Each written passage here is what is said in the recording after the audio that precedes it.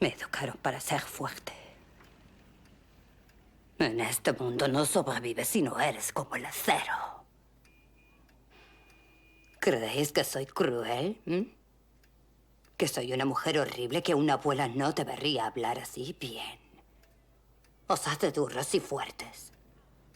Así aprendéis a cuidar de vosotros mismos.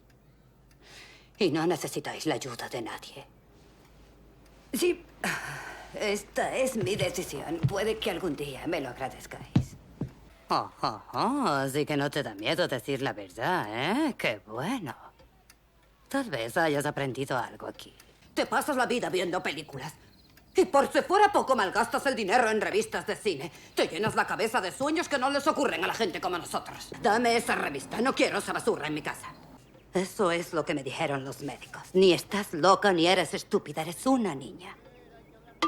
Y así es como te trato porque es lo único que puedes entender. No necesitas médicos ni vivir en un sanatorio. Tienes que vivir aquí, donde podamos vigilarte y cuidar de ti.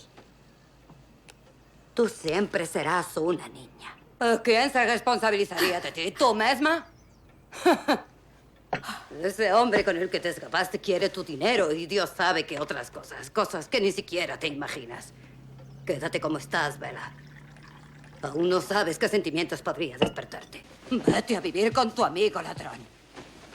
¿Querés el resto de mi dinero? ¡Cógelo! No te durará mucho. Tendréis que volver a robar para vivir. Puedes creerme. Vete, abre tu restaurante.